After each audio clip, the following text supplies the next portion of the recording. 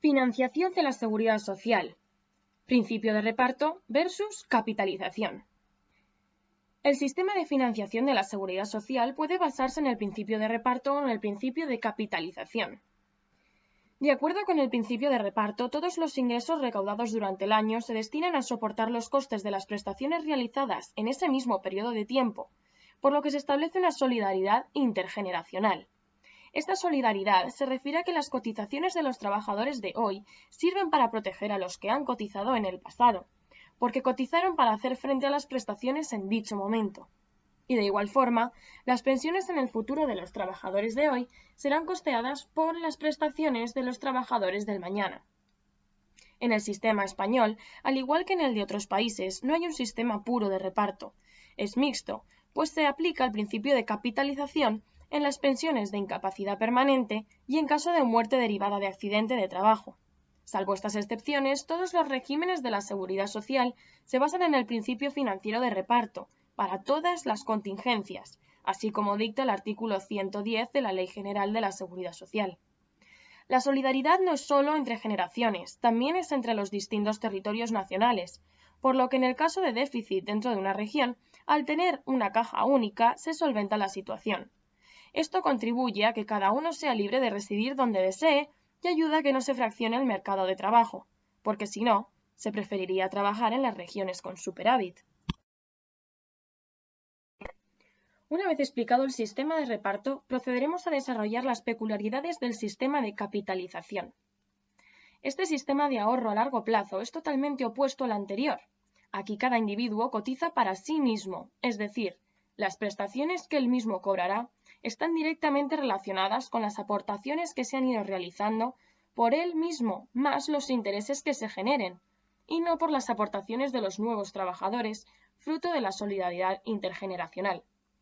Este sistema de ahorro personal para la vejez no deja de ser una estrategia para solventar y prevenir una situación de incapacidad laboral como es la vejez.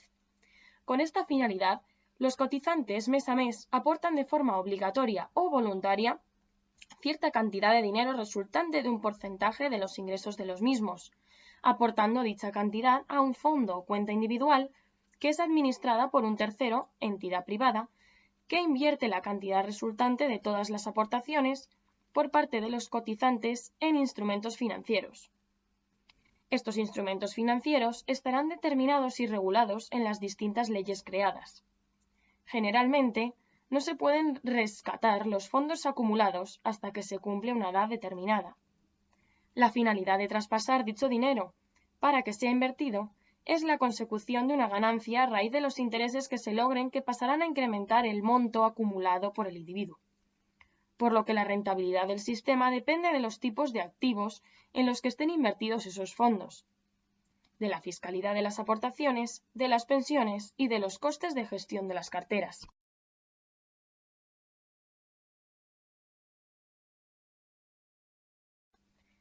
Se ha comprobado que los mejores sistemas de capitalización combinan las rentabilidades altas con unos costes de gestión bajos, diversifican geográficamente las inversiones, permiten el rescate parcial de los fondos en determinadas circunstancias y garantizan unas cuantías mínimas para sus anualidades. Para poder lograr todas esas características es necesario que el sector sea suficientemente competitivo y que su tamaño sea suficientemente grande como para permitir el aprovechamiento de economías a gran escala. Para lograr esto, siendo una de las características que tienen los mejores sistemas de capitalización,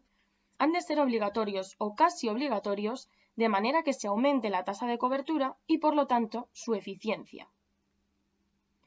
¿Qué problemas tiene que afrontar la transformación de un sistema de reparto a uno de capitalización? Basándonos en el ejemplo de Chile como un país que cambió de sistema de reparto a uno de capitalización, podemos observar que no es una tarea fácil. Cuando se produce esta evolución, se producen una serie de costes de transición que no pueden ignorarse en el momento de implementar la reforma, pudiendo dividirse en el coste de pagar las pensiones de aquellos trabajadores que ya estaban jubilados en el momento de implementarse la reforma, el reconocimiento del Estado de las aportaciones realizadas en el sistema de reparto a los trabajadores y el coste del gobierno para proporcionar una garantía mínima en el sistema y que nadie quede descolgado. El sistema de capitalización en España. En España las pensiones capitalizadas son voluntarias, de manera que serán los propios ciudadanos los que por decisión propia deciden participar en este sistema. Según datos de la OCDE, España es un país por debajo de la media de la eurozona respecto a los activos invertidos en fondos de pensiones capitalizados, siendo uno de los pocos países donde en el último decenio no ha tenido avances en el sistema de capitalización. España introdujo la capitalización en el sistema de pensiones español en 1984, sin habérsele dado peso desde entonces pese a la evolución en el entorno europeo y las actuales recomendaciones de la OCDE para que se fomente.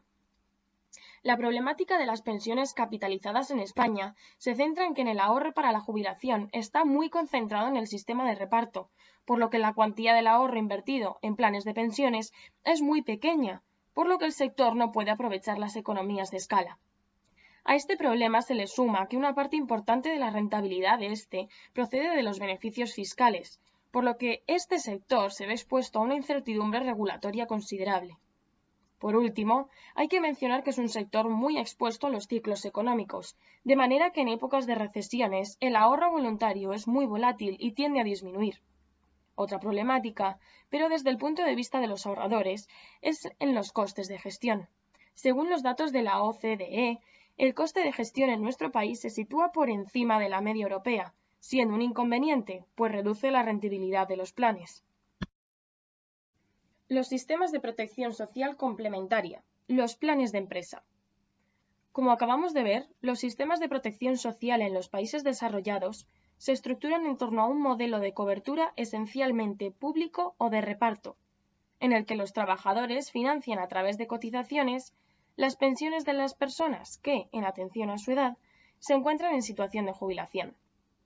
Junto a este primer componente de carácter público, es cada vez más frecuente que cada persona a título individual destine una parte de sus rendimientos patrimoniales a la previsión de su jubilación futura, a través de diversos instrumentos de ahorro privado, como son los planes de pensiones, la inversión en productos de renta variable, la inversión inmobiliaria o en activos de renta fija. Sería imaginable incluso que el modelo de ahorro privado, puro, sustituyese al sistema de reparto, de tal manera que la cobertura de los riesgos patrimoniales derivados de la situación de jubilación será asumida directa e inmediatamente por cada individuo, de conformidad con su respectiva capacidad de ahorro. Sin embargo, lo más habitual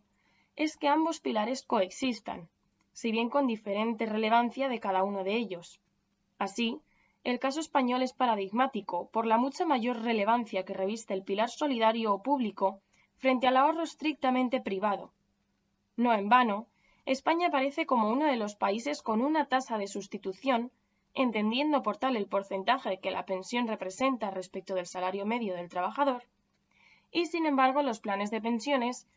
son de los más exiguos de todos los países europeos.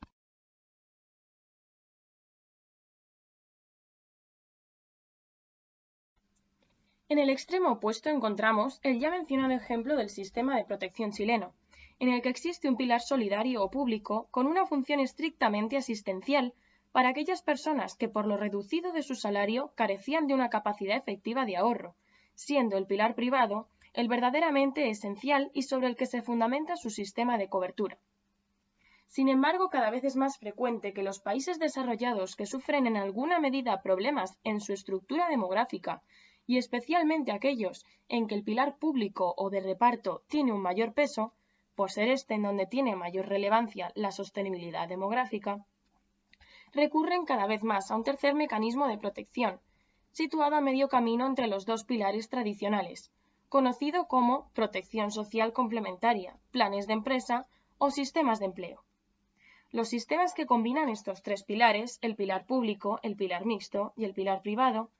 como son señaladamente Holanda y Dinamarca, pasan a reconfigurar el pilar público como un mecanismo de asistencia o de cobertura mínima para aquellas personas a las que la aplicación de los mecanismos privado o mixto las colocaría en una situación grave de insuficiencia de medios materiales para subsistir durante el tiempo que dure la jubilación. Pero para el común de la población, la cobertura de los riesgos patrimoniales asociados a la jubilación va a llevarse a cabo principalmente a través de los ya mencionados planes de empresa, generalmente promovidos fiscalmente por el Estado, y de suscripción obligatoria, Dinamarca, o cuasi obligatoria, Holanda, que se nutren de las aportaciones que periódica e imperativamente realizará el empresario y el trabajador, de manera análoga a lo que ocurre actualmente con las cotizaciones, con la particularidad de que tales fondos no irán inmediatamente a financiar las pensiones de quienes se encuentran en situación de jubilación, como ocurre en los sistemas de reparto, sino que pertenecen única y exclusivamente al trabajador, que constituirán los fondos que posteriormente financiarán su jubilación. En el caso de España, este tipo de instrumentos es ciertamente residual, excepción del País Vasco, donde desde los años 80 han venido desarrollando un sistema muy similar a la que han analizado a través de las entidades de previsión social voluntarias. Se trata de un modelo que, al menos por ahora, no parece que vaya a ser implantado en España, pero que se postula como una alternativa plausible a un sistema público o de reparto puro.